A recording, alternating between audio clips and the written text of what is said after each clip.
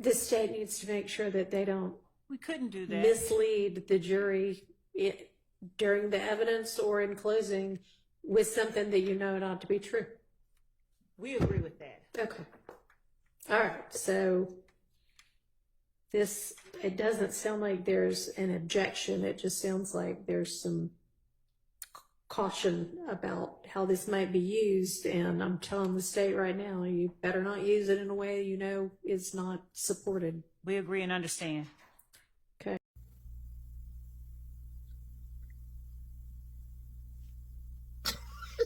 Yeah, right. Okay. Like we ain't been watching the damn trial over 100 days in.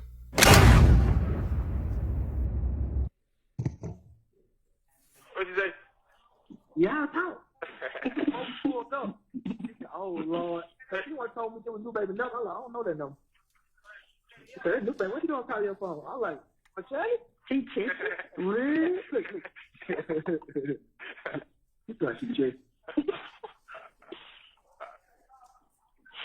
Now you saying that you seen shots on down there? Yeah, them folks would cook me and everything. Girl. You have 1 minute left. They talking crazy. I just talk shit. Well, you gonna talk shit, just like, you know how niggas just shaking his head.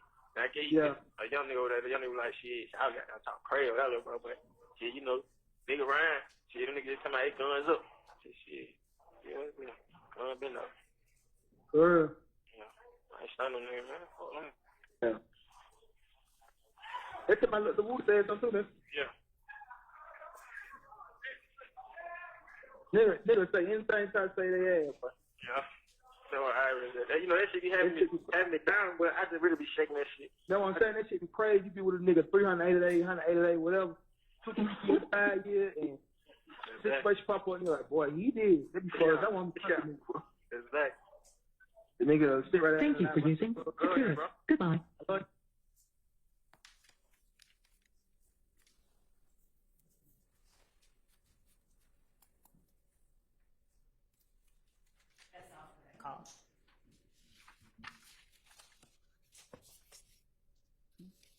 Which one? Who did? Oh, wait.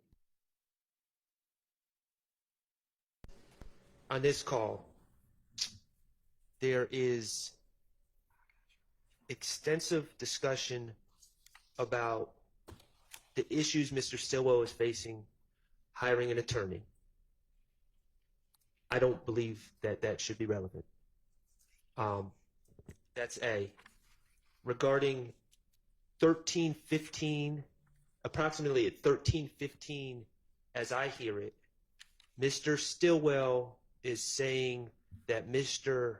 Sledge told him that someone, and I think it was Lil D, said that he being Sledge was with him during a separate incident, which I believe to be the 428 incident shooting up houses.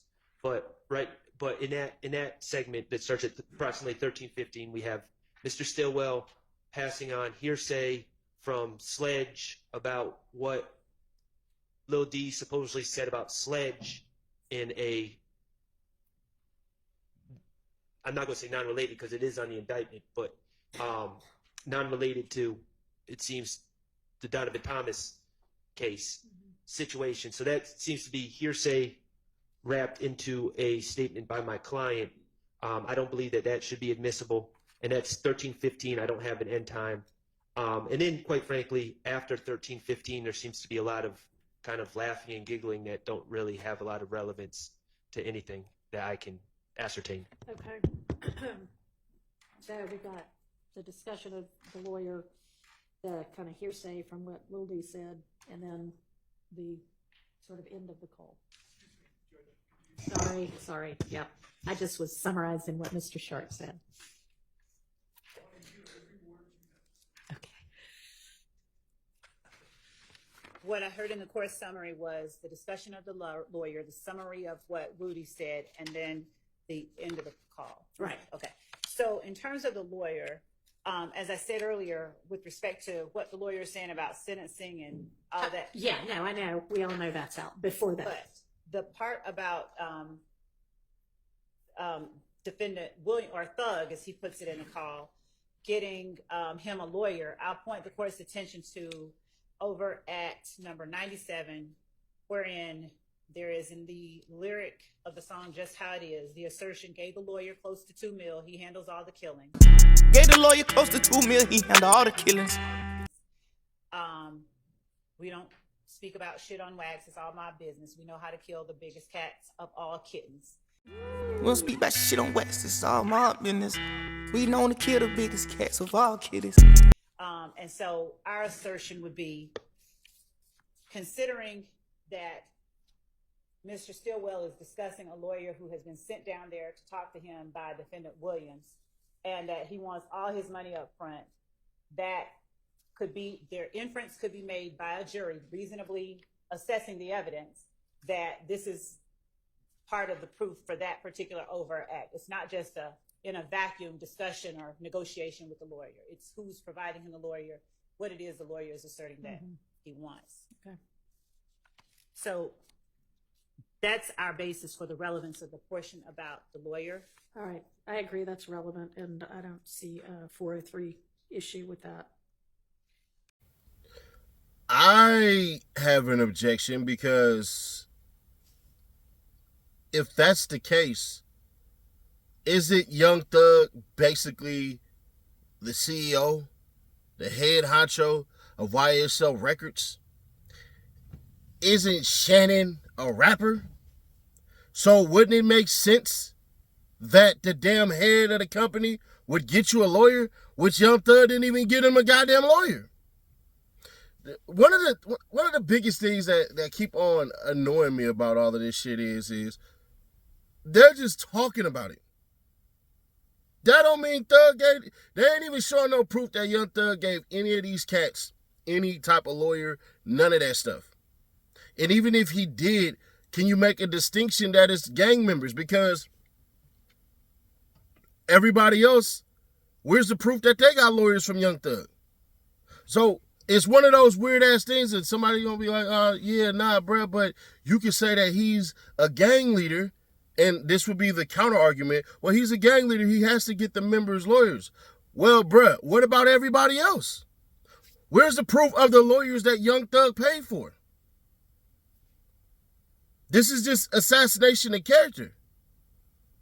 And you can't show where the retainer fee was paid for by Young Thug for a $2 million lawyer. So it's things like that when everybody's rapping and making these big ass goddamn sayings and we doing this and we doing that, and it's just like, come on, bro. Thug finna waste $2 million on a goddamn murder rap that he knows automatically he's going to beat. Really? So why don't everybody got that lawyer? And then where's the proof that that lawyer even exists? Now they try to say it's Brian Steele, but Brian Steele ain't that lawyer. Because in the beginning, they try to get rid of Brian Steele for representing some other cats in the case on different cases. So it's not going to be Brian Steele, so who the hell is it going to be? This is the BS that the damn DA's office is trying to pull to convince everybody of, oh, well, these are bad guys, and this is the stuff that they're doing. And once again, I work at being unbiased, and you could make that case, but you really can't, because if I look at it on the other side of what the damn DA is saying, this just goes to further prove what? I could say I'm going to do a bunch of things, and if I never do them, then what? So where's the receipts? Y'all can get the receipts for a goddamn car, and on top of that, bruh, they were saying there was a Bonneville there. We'll break that down more on a Saturday video, bruh. Today has so many nuggets in there, but I don't want to get away from the main theme of today. Today's main theme was shut the hell up on phones. God damn, bruh. Now, granted, it was 10 years ago, and these cats was all younger, and they not mature as they supposed to be for the next generation. I'm not telling y'all to be gangbangers, gang members, or nothing like that, but if you got a homie in the streets, get this nigga the phone and tell him watch this part right here. You can't win. Shut up, get a lawyer, get on that goddamn phone, and act like you talking to your grandma. All that BS that they was doing and trying to sound cool and all that and sound down for their homies and all that, this shit is biting them in the ass right now. I'm looking at this shit like, bruh, it's not illegal to be in the gang. It's not. But it looks bad as hell if they trying to RICO your ass to say that y'all running a criminal organization. So you got that BS going on, and then on top of that, bruh, goddamn judge, you gotta stop holding DA Love's hand. Check this shit out. To the lawyer, as I said earlier, with respect to what the lawyer is saying about sentencing and all that. Yeah, no, I know. We all know that's out before that. But the part about defendant William, or Thug, as he puts it in the call, getting him a lawyer, I'll point the court's attention to over at number 97, wherein there is in the lyric of the song Just How It Is, the assertion gave the lawyer close to $2 million. He handles all the killings. We don't speak about shit on wax. It's all my business. We know how to kill the biggest cats of all kittens. And so our assertion would be, considering that Mr. Stillwell is discussing a lawyer who has been sent down there to talk to him by defendant Williams, and that he wants all his money up front, that could be, their inference could be made by a jury reasonably assessing the evidence that this is part of the proof for that particular overt act. It's not just in a vacuum discussion or negotiation with the lawyer. It's who's providing him the lawyer, what it is the lawyer is asserting that he wants. Okay. So that's our basis for the relevance of the portion about the lawyer. All right. I agree that's relevant, and I don't see a 403 issue with that. All right. What about the kind of hearsay reporting that Lil D says or kind of admits to have done it, and that Monk was with him for one of these other? It goes to show the level of awareness within the jail by defendant Stillwell of what other people were saying, and the fact that Lil D swore to God the police lied on him. It would help explain. I don't know what, and I think he's actually talking about Garlington, but it was Quindarius Zachary was one of the people that told that he and Mr. Sledge committed the April the 28th shooting on Adele and Drew Drive. And to the extent that either one of YSL members, Shannon Stillwell himself or anyone else, confronted him about telling, the fact that he's asserting, I don't know what the police are talking about, they're lying. It speaks to this culture of you're not supposed to snitch, and the fact that they know that they're snitching. If there are changing stories, it would help the jury understand why stories get changed when witnesses take the stand, in particular the witnesses that we expect will be called, and frankly, one of the witnesses that's already on the stand now. All right. I believe that what Ms. Love is using to defend that portion is not in the portion that I'm seeking to omit. There's a discussion about Lil D told, and then he swore to Sledge that he didn't tell and the police are lying.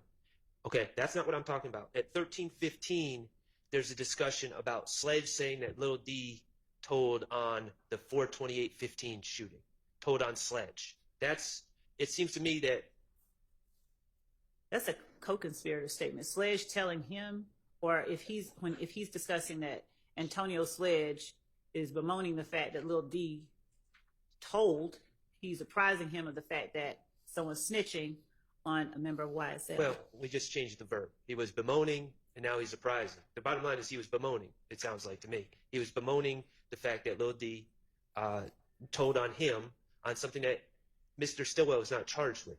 So I don't know how that's relevant.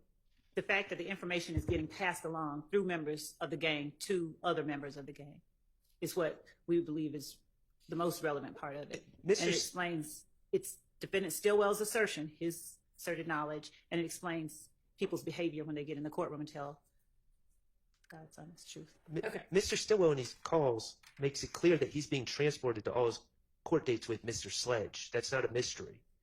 The state puts him in the same bus, and apparently, I'm not denying that Mr. Sledge would have probably talked about things going on in his life to Mr. Stillwell, but this is a completely unrelated incident that Mr. Stillwell is not charged with. So, Well, he sort of is, based on the RICO count.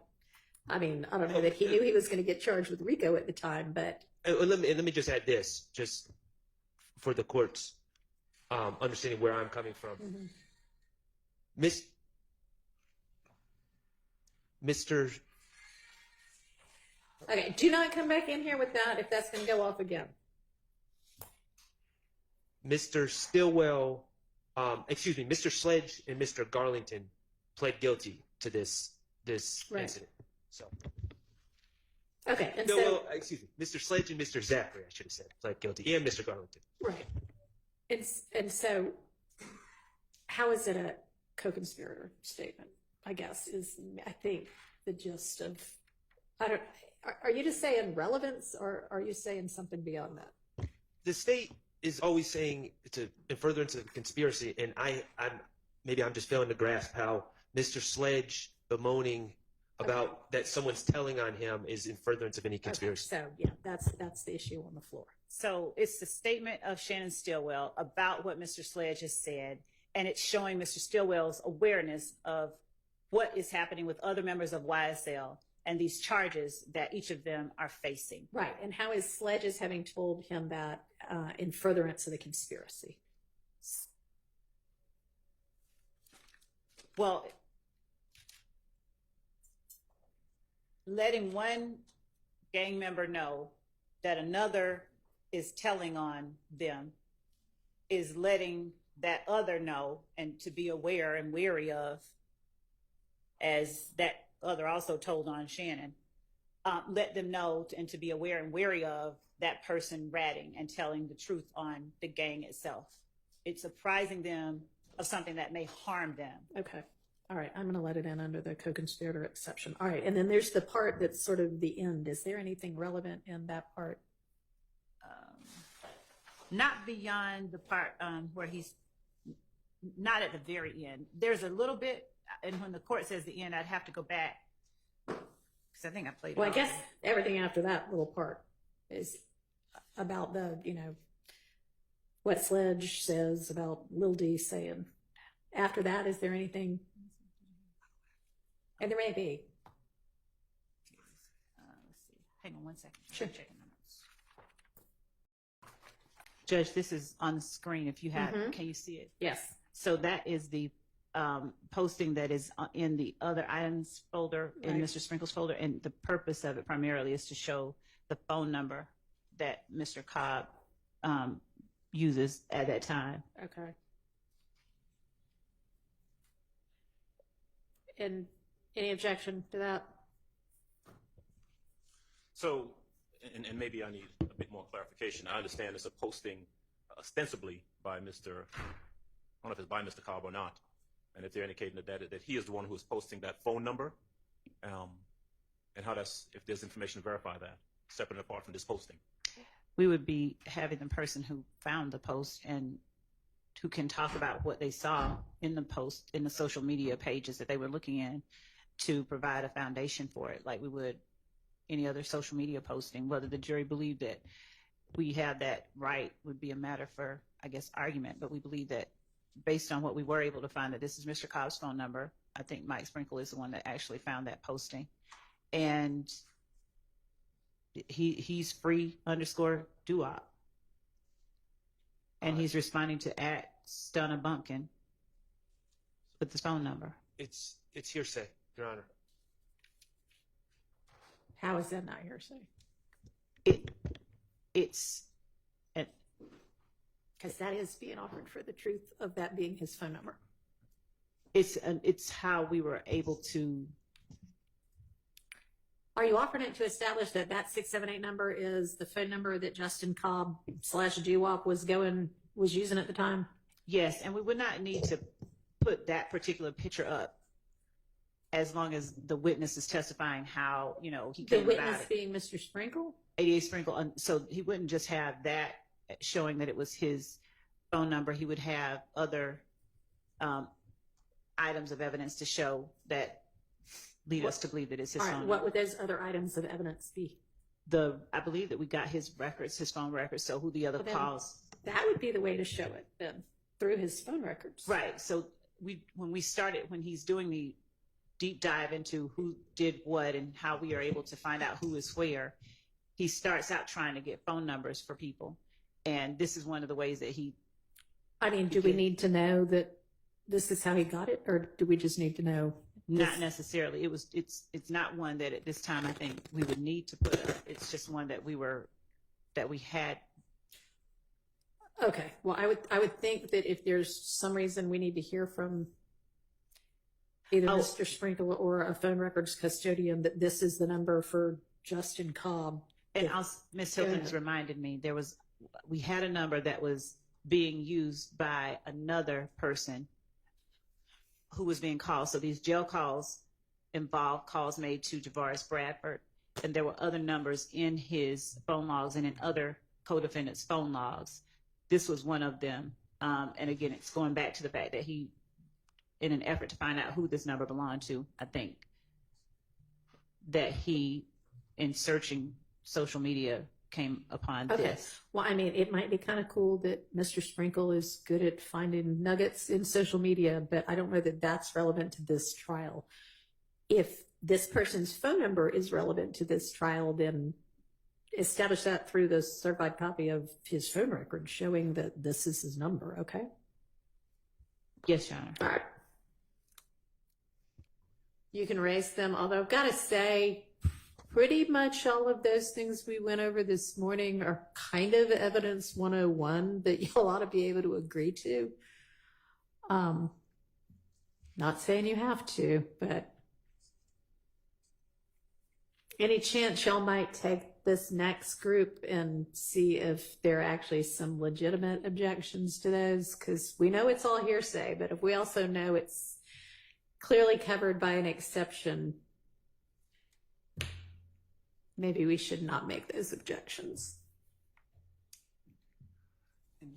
Your Honor, the state's more than happy to meet with any defense counsel, or we can talk after court, or they can email me and we can, before tomorrow, at least speak with one another and hopefully come to some agreement. I mean, that would be great if y'all could at least try. And certainly there were a couple where, okay, this is not sure. Is this something based on the CAD that an officer's saying, or is this what the caller's saying? Those are legitimate. But I mean, a caller calling 20 seconds after a shooting saying, here I am, and I just woke up to hear all these shots. That's coming in, because there is a clear hearsay exception to that. So just see what y'all can do on that. And if you feel the need to go ahead and put forth the objection to each of them, then that's fine. We'll go through it. But, I know everybody's talking about how long this case has taken, and we could cut it a little bit shorter if we didn't do things like that. So now, to all my parents that are watching this, and all my co-workers who are watching this, and all my managers who are watching this, don't that seem like micromanaging? Miss Love was falling on her face, and the judge just decided to step in. And some people will say, well, she already knew what she was going to say, so she's rushing the process and all that. That part, I couldn't argue against you. If you want to make that connection, all right, cool. I ain't got nothing for you. I can't fight you on that one. But what I would say is this: if Granville would have did it, what would y'all have said? Oh yeah, they fucking around. They fucking, right? So I'm looking at this judge literally down talk the DA, damn near do their job for him at times, and literally sit back and just keep on saying y'all and crackling. And it seems as though, I don't know if she gonna make it through this whole race. She was kind of lethargic today. Normally, how we got the message of her, not even normally, but the word that we got about her, Miss Whitaker, Judge Whitaker, the Honorable Judge Paige, whatever the hell her name is, Paige Whitaker, was that she's a stickler for time, that you gotta be on time. She doesn't take as many breaks. You do this and you do that. Bro, we took like 5 breaks today. And then at the very end, she was basically saying, if it's some regular stuff that y'all don't even need to go about and stuff like that, can y'all get together and make sure y'all get all this stuff done, so when y'all come in the morning, y'all don't have to waste the court's time, and y'all can get through with all these voice calls, and y'all can basically make this run smoother. And I'm listening to her like, no, hell no. My lawyer better fight every goddamn call that come through here. Because what you're doing is you're making them do the goddamn homework for the state. The state should already know stuff that should not be allowed. And I counted, at least in the last couple of days, 10 times plus. Meaning I lost count after probably like 13. So it was over 13 times where literally Miss Love was like, oh yeah, that shouldn't be in there. Oh no, we don't intend on using that. So then why bring it up? Why you ain't say nothing about that? What you did was you said, oh, the state is unorganized, essentially dysfunctional. They need to get their stuff together. You told them to tell the police to do the job that they were supposed to do. And then when they sat up there and they didn't get the damn stuff done, you had to send, I don't know what the white dude's name is, so my bad, I keep forgetting his name. You sent his ass outside the court to make the calls in order to get his job done. Now, granted, that's to the benefit of the courts. It's really to the benefit of the YSL defense team, but shit, goddamn, woman. You want to take your gavel off and put on a pantsuit, cut your hair like Hillary Clinton, and come into court with a bob? That's some questions that need to be asked. The judge still has lawyer kind of written all over her because you could tell in her answers about things. Yesterday, she tried to seem kind of cool. No, not yesterday. The day before yesterday, she tried to seem kind of cool. Like, oh, well, this is a nice beat. Right. But when we talk about the slang and stuff that's used, she went ahead and fully said, all right, cool. Go ahead. I wonder if the lawyers can say this to the defense in front of the judge, and the judge basically rule a lot of this shit inadmissible. Do you have any receipts that Jeffrey Williams paid for any lawyers? Like any? So, I don't know, bro. Today was a shit show again because these niggas should not be talking on the phones like that. But I'd be a lie if I didn't say in the past I done got some phone calls in the intro. The niggas is gang banging. All right, this such and such from blank blank. You accept the call. Yeah. What's up? Yeah, blah, blah, blah, blah, blah. Start gangbanging within the first like 5 seconds. So I ain't gonna hold you. This is a normal practice, but it all should still be met with criticism because this trial is going to literally tell everybody in the United States of America, hey, bruh, you gotta stop that shit. They used to say ignorance of the law is no excuse.